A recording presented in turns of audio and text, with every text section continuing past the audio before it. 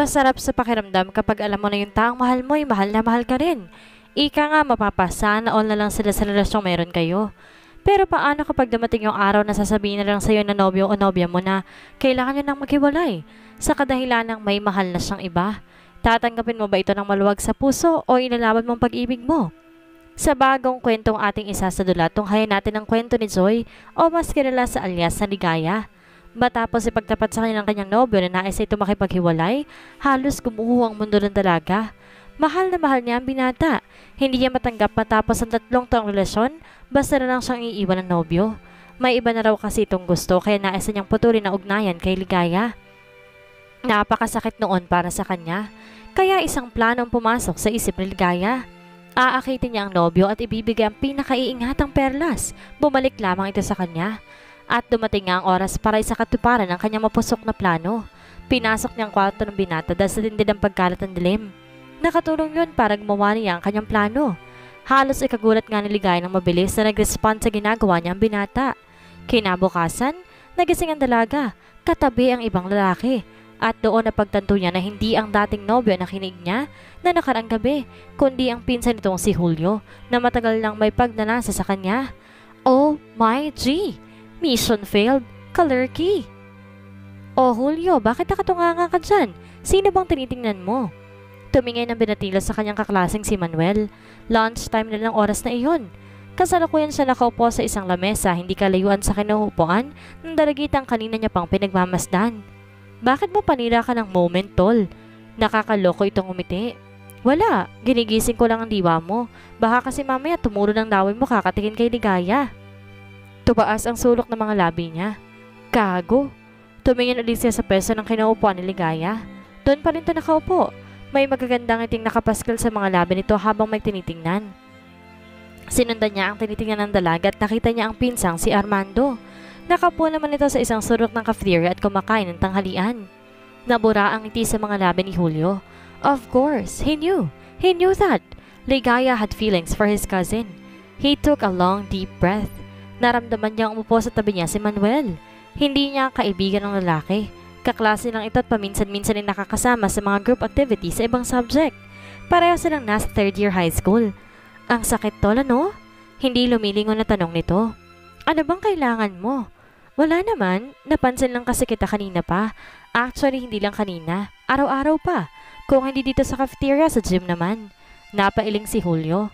Hindi siya aware na may nakapansin na pala sa kanya. Kung sa bagay, kahit naman yata sinong tao ay makakapansin sa kanya, lalo't lantaran pa ang ginagawa niyang pagtitig sa dalaga. Hindi niya alam kung napapansin ba siya ni Ligaya o hindi. May pagkamanhid yata ito. Yun nga lang, kahit maghapon mo pang titigan, hindi ka napapansin. Bumaling ng tingin si Julio sa kaklase. Ano ba ang gusto mong sabihin? Sa kanya. Nakakalokong umisi ito. Hindi ba't may gusto ka? Oo. Pag-amin niya. Great. May gusto naman siya sa pinsan mo. Halata mo ba? Yes, and I am aware of that. May lungkot sa boses ni Julio.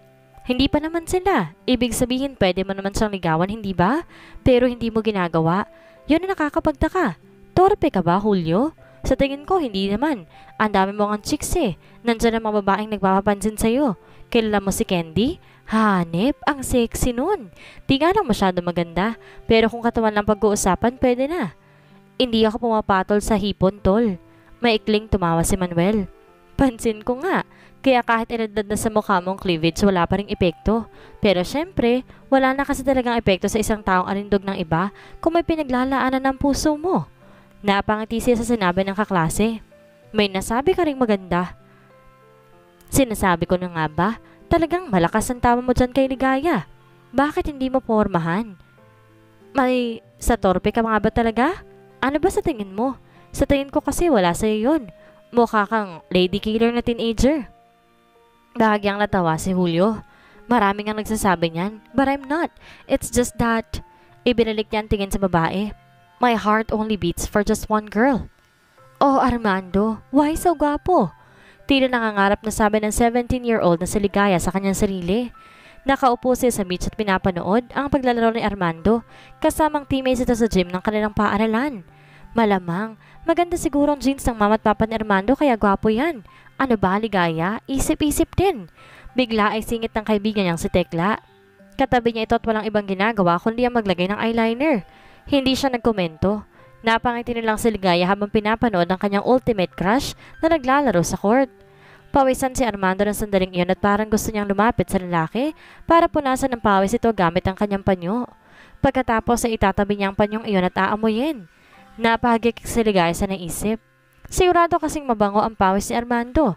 Tuwing dumaraan kasing lalaki sa tapat ng kanilang classroom, humahalimuyak ang swabe at mabangong amoy ng panlalaking pabango nito.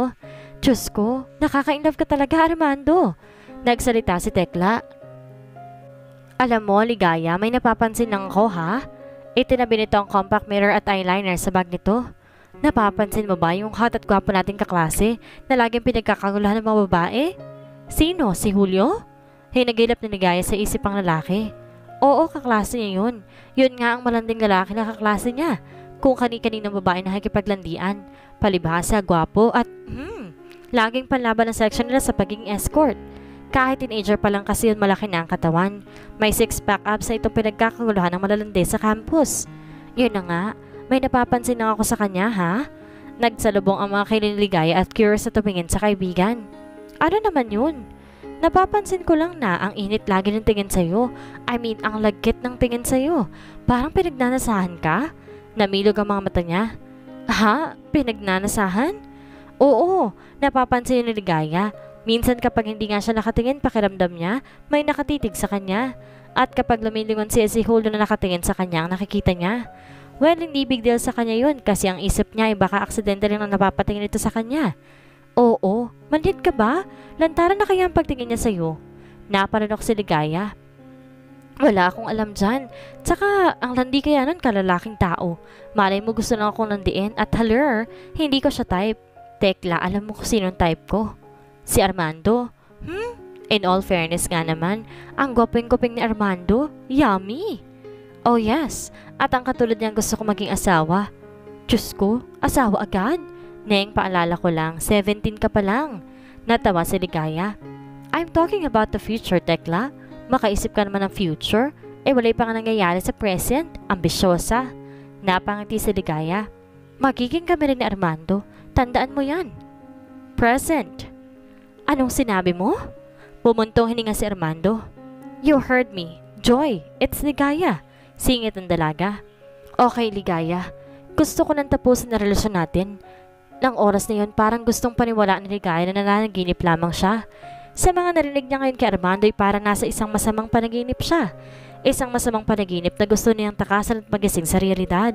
Ngunit wala siya sa isang masamang panaginip. Nasa realidad siya at hindi na nanaginip. Kaya kung ano man ang naririnig niya ngayon mula sa nobyo ay totoo. Bakit Armando? May mahal na akong iba, Ligaya. Namuo ang luha sa mata niya. Nagbabantang tumulo ang mga iyon. Papaano Armando? Papaano may iba ka ng mahal? Di ba tayo pa? Kahit na nalalabo ng tingin niya ay tinignan niya diretso sa mga mata. Nag-iwas ito ng tingin. Armando, sumagot ka. Sumagot ka, please. Mahirap i-explain, Ligaya. Anong mahirap i-explain? Mahirap pang i-explain na nagdaksil ka sa akin?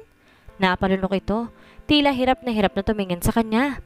Hindi ako nagdaksil sa'yo, Ligaya. Minahal kita. Naging faithful ako sa'yo. Kung ganun, bakit ka nakikipaghiwalay ngayon sa akin? Hindi ito nakapagsalita. Kung mahal mo ko, bakit sinasabi mo sa akin na may iba ka ng mahal? Hindi ba't pagtataksil yun, Armando? Ligaya. Ano? I'm sorry. I'm really sorry but I'm in love with someone else. Napahigpi siya. Hindi niya alam ko anong ginawa niyang hindi tama at sinasaktan siya nito. Ang sakit-sakit ng mga sinasabi nito. Hindi iyon offensive pero ang sinabi nito ay sobrang tumudurog sa puso niya. Pinahid niya ang kanyang pisngi na ngayon ibasa ng luha. Pagkatapos ay tumuyo at nagmamadaling lumabas ng restaurant na pag-aari ng nobyo. Dating nobyo. Nagtataka ang tingin ipinukol sa kanya ng mga taong nakakasalubong niya habang palabas ng restaurant. Hindi lingid sa kaalaman ng mga tao doon ang nobyo niya si Armando. 3 years na niyang nobyo si Armando. Mula pa high school crush na niya ito. Varsity ito ng basketball team noon at siya isang ordinaryong estudyante lamang. Maraming babaeng nagdaan dito bago pa siya makilala nito. Nung minsan kumain siya sa restaurant nito, kasamang kaibigan niyang si Tekla. Sinadya talaga niya ang magpapansin tuwing doon siya nagla-lunch sa restaurant nito. Siyempre, matagal na naman sa may gusto dito at nang mabalitaan niyang single ito, sininggaban na nga niyang pagkakataon na mapaibig ito. Hindi naman sa nabigong mapaibig ang lalaki dahil nagustuhan din siya nito at niligawan pa. Hindi tumagal ng 1 buwan ang panliligaw nito sa kanya, dalaga din niyang sinagot ang lalaki. Bakit ba niya pahihirapan tumanligaw sa kanya kung matagal na naman siya may gusto dito? It's about time for her to be happy. Wala naman kasi siyang ibang nagustuhang lalaki bukod kay Armando. Armando is the perfect man for her, the ideal one. Gwapo at matangkad, matipuno at may six-pack abs na noon pa man ipinaglalawayan na niya. May magandang hanap buhay, hindi kahiyahiyang ipakilala sa mga magulang, at higit sa lahat, responsible and caring ang lalaki. Gusto niya sa lalaki pagiging responsable, kasi paano nga naman kung maging isa ang manang ito? Kaya nitong i-handle ang pagiging isang mabuting ama. Sigurado siyang maaalagaan siya nito ng husto sa mga panahong kakailanganin niyang lalaki. Yun ang naisip niya noon bago ito sagutin. Ngunit hindi inaasahan ni Ligaya na mangyayaring bagay na kinatatakutan niya. Hindi niya inaasahang matatapos din ang magandang relasyon na meron sila. Bakit? Bakit kailangan pang matapos ang relasyon nila? Nagkulang ba siya? Nagkulang ba siya ng pagmamahal sa binata kaya nagawa nitong magmahal ng iba? Hindi niya matandaan ang araw na hindi niya ito sinasabihan ng I love you. Araw-araw lagi niyang sinasabi kay Armando kung gaano niya ito kamahal, kung gaano niya tinitreasure ang bawat sandaling magkasama sila, na magkayakap sila. Kaya paano nagkulang siya ng pagmamahal dito? Saang banda siya nagkulang? Umiiyak na umuwi sa sarili niyang bahay at doon niya iniiyak ang lahat ng lungkot at bighating nararamdaman niya. Daig pa niyang namatayan. Diyos ko po, Lord. Ay, Diyos ko po. Ano nangyari sa iyo, babae ka? Malakas pa sa ambulansya ang tili ni Tekla. Palibhasa bakla at mahilig tumambay sa mga parlor o kaya kung saan maraming boys. Natutunan na nito magsalita ng patili. Sa ibang pagkakataon magre-react siya sa ganong behavior nito. Ngunit hindi ngayon. Tulala siya sa kisame ng kanyang kwarto habang patuloy ang pag-agos ng luha mula sa kanyang mata. Nagpalit na rin siya ng damit. Isang kulay itim na t-shirt ang sinuot niya at maikling itim na short din. Kung titingnan siya, mukha nga siyang namatayan sa outfit niya. Idagdag pang nag-lipstick pa siya ng dark red para naman hindi siya putlang-putla at halos walang kulay na ang mukha. Kung pwede nga maglalagay pa siya ng dark eyeshadow at blush on. Pero alam niyang masasayang lang ang mga yun dahil tiyak na magkakayat lang dahil sa luha niya. Wala na yatang tigil ang pag-agos ng luha niya. Ganoon palang ma-broken hearted, iyak ng iyak. Kahit na hindi niya gusto na magdrama, dahil wala naman siyang hilig sa drama ay wala siyang choice kundi magpadala sa agos ang pagiging broken hearted girl. Naramdaman niya ang pagsampal sa hita niya ni Tekla. Walang emosyong tumingin siya dito. Anong problema mo? Tanong niya. Pinamayamangan siya ng bakla. Oo, bakla si Tekla. Kaya nga Tekla ang pangalan nito. Pero ang totoo Arturo ang pangalan nito. Huwag nang alamin ang apelido dahil tiyak na kahiyahiya para sa get-up nito. Tinawagan lang niya ito para pumunta sa bahay niya. Pero ang itsura nito daig pang pupunta ng party. Mahihiya si Lady Gaga at Katy Perry tumabi dito. Dahil fan nga ni Nicki Minaj, katulad na nasabing rapper ang get-up nito. Ang hair, pink na pink. Ang skin, black na black. Lahing Afghanistan kasi. Buti na lang at wala sila sa pampublikong lugar. Dahil siguradong hihiwalay siya dito kapag nagkataon. Bakit akong tinatanong mo kung anong problema ko? Di ba ikaw ang dapat tanungin ko niyan? Oo nga pala. Siya ang may problema sa kanilang dalawa. Iniwas niya ang tingin dito at nagsalita. Nakipaghiwalay na sa akin si Armando. Namilog ang mata nito. Oh really? So may pag-asa na ako? OMG! Makapag-celebrate nga! Murderin kaya kita dito sa kwarto ko. Pinandilatan niya ito ng mata. Joke lang naman sis. Ano ba talaga? Nakipaghiwalay nga siya sa akin. Totoo? Parang hindi ito makapaniwala. Siyempre, last week nga lang nag-celebrate sila ni Armando ng 3rd year anniversary nila bilang magnobyo. Naging saksi pa nga doon ang ilang kaibigan nila tulad ni Tekla. Yes! Muli naalala niya ang mukha ni Armando nang sinabi nitong maghiwalay na sila. Parang gustong mabasag ang puso niya kahit siya hindi mapaniwalaan na makikipaghiwalay nito sa kanya. Eh bakit ang makikipaghiwalay? May third party ba? Nakapikit at tumango siya. Pinipilit niya ang pagtigilan ang pagtulo ng duha. But she can't. She was too hurt to stop her tears from falling. Sino naman? Hindi ko alam. Basta sabi niya tinatapos daw niya ang relasyon namin kasi may mahal na raw siyang iba. Aww. Lumapit sa kanyang kaibigan. Halika nga. Yayakapin muna kita para maubos-ubos na yung luha mo. Niyakap niya ito. Ngunit ganun pa rin ang nararamdaman ni Ligaya. May kirot pa rin siyang nararamdaman sa kanyang dibdib at ramdam niyang basag na basag talaga siya. Hindi siya OA na tao pero pakiramdam niya ganun na siya. Bakit ba niya kailangan ipahalatang nasasaktan siya? Bakit ba niya kailangan pang umiyak gayong pwede naman napigilan iyon? Sige, umiyak ka lang. Umiyak ka lang na umiyak para bukas unti nang iiyak mo. Kahit nasasaktan hindi niya mapigilang matawa ng bahagya sa inaasal ng kaibigan. Gaga ka talaga. Oo, at ikaw naman ay tanga. Humiwalay siya dito at kurot noong tinignan nito. Bakit naman ako naging tanga? Ako na nga itong nasasaktan, hindi ba? Ayun na nga sis. Bakit mo kaya ng sarili mong masaktan kung meron ka naman pwedeng gawin para magbagong isip ni Armando sa pakikipaghiwalay sa'yo? Mas lalong lumalim ang pagkakakunot ng noon ligaya. Ano naman sa tingin mong gagawin ko? I know hindi ko na mapipigilan ko naman ang desisyon ni Armando. Matutulad na lang ako sa ibang babae na dumaan sa kanya. At matatanggap mo na matutulad ka na lang sa ibang babae na naging girlfriend niya na basta na lang iniwan? Hindi, mahal ko siya eh. Sis, hindi ko kakayaning mawala siya. Halata nga, hindi pa nga nakaka 24 hours na hiwalay kayo, nagpapakabalo ka na dito. Tumingin ito sa suot niya, tumiling-iling. Daig bang namatayan? Umayos ka kaya dyan? Gusto mo ba talaga na mawala si Armando, sis? Umiling siya. Kung ganun pala, ayusin mo yung sarili mo. Paano kanya babalikan kung ganyan ang itsura mo? Baka self-bumalik siya sa'yo, matakot pa yun kapag nakita ka. Dark red talagang lipstick, parang kampo ni Dracula. Kinuha nitong isang roll ng tissue sa side table at iniabot sa kanya. Pinahid niya ng tissue ang labi at tinanggal ang dark red lipstick. Ano, okay na? Okay na. Ano bang pumasok sa'yo at nag-lipstick ka ng ganun? Para di ako maputlang tingnan. Pumalatak ito. Hindi carry sa'yo. Yung sinasabi mo nga pala kanina.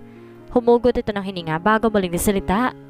Alam mo kasi, kaya minsan nababaling ang pagmamahal ng isang lalaki sa ibang babae dahil hindi tinutugunan ng legal girlfriend kung ano talaga ang kailangan niya. Ha? Anong ibig mong sabihin? Hindi pa ba sapat yung mga mahal ko siya? Hindi yan ang ibig kong sabihin. Sis, ano vey? Ang slow mo rin, no? Diretsuhin mo na kasi ako. Okay, fine. Gusto mo ng diretso at malinaw, ha? Tumango siya. Naghulang ka, ligaya. Hindi sa pagmamahal, kundi sa pagbibigay ng pisikal niyang pangangailangan. Gusto niyang tikman ang likha ng Diyos, pero hindi mo siguro yun ibibigay. Nalaglag ang panganiligaya dahil sa sinabi nito. May puntong kaibigan. Hindi niya marahil na ibigay ang pisikal na pangangailangan ni Armando, kaya nagawa nito maghanap ng iba. Pero sinabi nitong hindi ito nagtaksil sa kanya. Napatungo siya. Maybe he lied when he said that. Nagawa talaga nitong magtaksil sa kanya. Siguro dahil sa hindi niya maibigay ang ganong klase ng pangangailangan kay Armando. Nagawa nitong hanapan iyon sa ibang babae. At ang mahanap itong babaeng makapagbibigay dito ng hinahanap itong kaligayahan, nahulog ito doon at nahumaling. Ganon nga siguro ang nangyari. Napaiyak siya. Ang tanga niya. Bakit ba hindi niya naisip agad na posibleng mangyari yon? Kasalanan nga din siguro niya. Lagi kasi niyang tinatanggihan si Armando oras na nagkakasolo sila at nagsisimula ito magparamdam na gusto nitong may mangyari sa kanila. Ang dahilan naman kasi niya kaya hindi niya hinahayaang may mangyari muna sa kanila dahil sa gusto niya maging virgin bride. Ang gusto niya ikasal siya dito na birhen. Para kung sakaling mabuntis siya sigurado na siyang pangahahawakan siya. Yun ay ang kasal. Ngunit sa nangyari mas lalo na wala si Armando. Nahanap ito sa ibang babae ang ganoong kaligayahan at ang masaklap ay nahulog ito sa babaeng iyon. Oh, wag kang iiyak na naman. Tumingin sa kay Tekla, tumutulo ang luha. Ano nang gagawin ko ngayon? Ngumiti ito. May naisip akong plano. Matinubang plano yan. Hindi masyado pero malay ba natin kung gumana, hindi ba? Binigyan sa nito ng makahulugang tingin. Napakulot na siya ng kumindat pa ang Becky. Katakot-takot ang plano ng isip ni Becky. Naisaloob ni Ligaya habang nasa loob siya ng kanyang kotse at nakaparada hindi kalayuan sa bahay ni Armando. Gusto niya mag-backout sa planong nabuo ni Tekla. Pero naisip niya kung mag-backout siya sa planong iyon, ano lang kinabukasan nila ni Armando? Mauuwi na ba talaga sila sa hiwalayan? It is the end of their love story na talaga. Kung uurong siya, wala rin magiging kasaysayan ng pag-iisip nila ni Tekla sa planong isasagawa niya. Masasayang lang 1 oras at 3 minuto nilang pag-iisip. Na-drain pa yata ang utak ng baklitang kaibigan at mahimbing na mahimbing ng tulog dito sa ibabaw ng kama niya nang iwan na ito para pumunta sa kinaroroonan niya ngayon. Wala nang urungan i-detach. Kung kinakailangan i-sacrifice ang virginity niya at puri, gagawin niya. Mapasa kanya lang hanggang sa huli si Armando. Ano pang halaga na maging virgin kung ang lalaking pag-aalaya niya ng mahalagang baging nini mapupunta na sa ibang babae? Pipiliin niyang kumilos at magpaka-agresibo kaysa nga umiyak na lamang ng umiyak sa kwarto niya. Baka pumangit pa siya kung iiyak lang siya. Mas lalo siyang iiwan ni Armando kapag nagkataon. Mas pipiliin pa siguro nitong makapiling ang babae nito. Humugot siya ng malalim na hininga. Kailangan niya magkaroon ng lakas ng loob para magawa niya ang plano. Tumingin si Ligaya sa bahay ni Armando. Nakita niyang patay na ang ilaw. Sigurado natutulog na ang nobyo. Kailangan na niyang gawin ang plano niya. Hindi pala. Plano yun ni Tekla, malamang. Alangan naman siya na mag-iisip ng ganun kahari na plano. Wala sa isip niya manggapang ang lalaki, lalo pa tulog pa ang gagapangin. Siguro gawain yun ng kaibigan niya. Para sa isang kerengking na judeng, hindi nakatakataka. Lumabas siya ng kanyang kotse. Hindi na siya nagdagay ng hood, baka mapagkamalan pa siyang miyembro ng Akyat Bahay Gang. Wala siyang balak magnakaw, no? Manggagapang lang. Nagsuot lang siya ng jacket pero sa loob niyon, naka-negligee na siya. Walang panloob, just a negligee. Kung malaman ng ina niyang gagawin niya, siguradong may kurot siya sa singit. Pero wala siyang balak na ipaalam yun sa ina. Ang sakit kaya makurot tapos sa singit pa. Mabilis siya nakarating sa pinto ng bahay ni Armando. Nilabas niya ang duplicate key mula sa bulsa ng kanyang jacket at binuksan ang pinto ng bahay. Noong sila pa kasi ni Armando, ang magnobyo, nakakapunta siya sa bahay nito kahit kailan niya gusto.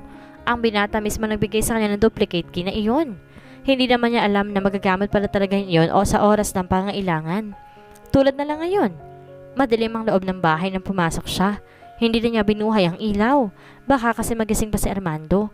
Magaling na yung hindi muna nito malalaman na naroon siya sa bahay nito at nagbabalak ng panggagapang dito. Bahagya siya napakunot noon na may maamoy siyang alak sa loob ng bahay at kung hindi siya nagkakamali galing pa sa kwarto nito ang amoy alak. Nagpapakalasing ba si Armando? Lihim na napangiti siya. Siguro nagsisisito na nakipaghiwalay sa kanya. Baka na-realize itong mahal siya nito kaysa sa kung sino ng babaeng pinatulan pa nito. Napag-isip-isip marahil ang binata na masasaktan lang din to kung mawawala siya dito. Oh my God! Parang bumangon ng pag-asa sa dibdib ni Ligaya. Mas lalo siya nagkaroon ng lakas ng loob. Hi, Tekla! Ipagdasal mo na lang ako dahil sa gagawin kong to. Total ikaw naman nakaisip nito eh. Ikaw na lang magsimba bukas sa baklaran para sa akin. Walang ingay na naglakad siya papunta sa kwarto nito. Bukas ang pinto ni Armando para nag-aanyaya sa kanya ang amoy sa loob ng kwarto nito. Kapag may mga event at party lang ito nakatikim ng alak, mukhang nagpapakalasing ang kumaga at gusto niya talagang isipin ang dahilan ng pagpapakalasing nito. Napangisi siya. Kung malalaman lang nito ang plano nito ngayon ay baka hanggang tenga ang ngiti nito. Na makapasok na siya sa loob ng kwarto, dahan-dahan niyang isinara ang pinto. Siyempre kahit padilim dapat may privacy pa rin. Malay ba niya kung may manloob sa bahay ni Armando at bigla silang makita. Bahagya siya nanginig. Oo, kinakabahan kasi siya. Normal lang naman daw ang kabahan ayon kay Tekla. First time ngayon pero para sa kanya, hindi rin masyado normal ang sitwasyon. Biruin mo siya pa manggagapang. Bukod doon, hindi pa niya makita ang balak kapangin. Ang dilim kaya sa kwarto. Saradong bintana kaya walang liwanag na pumapasok galing sa buwan. Siguro idadaan na lang niya sa kapakapa. Mag-iingat lang siya ng unti. Baka mabilis magalit ang pupuntirihin ng pagkapa niya. Pagkatapos matanggal ang mga sagabal na saplot, naglakad siya palapit sa kama. Habang palapit ng palapit ay mas lalo lumakas ang pagtibok ng puso niya. Dumoble pang bilis ang pintig niyon. Humugot siya ng malalim na hininga at tumakit sa kama. Hindi niya alam kung ano ang unang gagawin. Kahit na inaral na niya kanina kung anong ikikilos ay parang nabablangkong isip niya. What now? Hindi naman pwedeng mabaliwala na lang ang unang beses niyang panonood ng X-rated movie, no? Yes, nanood sa kanina. Isa yan sa first time na ginawa niya sa buhay niya. Hindi kasi siya nanonood ng ganun wala sanang bala kung di dahil sa pagpupumilit ni Tekla. Ang baklang yun talaga, ang daming alam na gawin. Talagang 2 oras pang nilaan niyang oras para sa movie na pinapanood ito kanina. Sa kanya, kung hindi lang talaga kailangan, hindi niya papanoorin yun. Dahil sa matagal na sandaling na blanco siya at hindi malaman ang susunod na hakbang, nakahigang tumabi na lang siya dito. Inilapat niya ang katawan sa katawan ng binata. Napasinghap siya ng maramdaman. Ang init ng katawan nito. It was a good feeling to be close to his body. Napapikit siya at naman ang palad ang dibdib nito. Wala itong saplot pang itaas, kaya't ramdam niya ang matipulong dibdib ito. Oh God! Ngayon alam na niya kung anong pakiramdam talaga na may boyfriend na super sa kamatsohan. Pero bakit ganun? Mas matipuno ang dibdib ngayon ni Armando. Nakikita na niya ang boyfriend na walang saplot na pang itaas. Tama lang pagiging matipuno ng dibdib ito.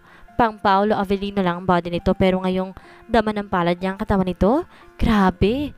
Parang biglang lumitaw sa isip niya ang shortest image ni Julio sa isip niya. Napakurap siya. Julio is Armando's cousin.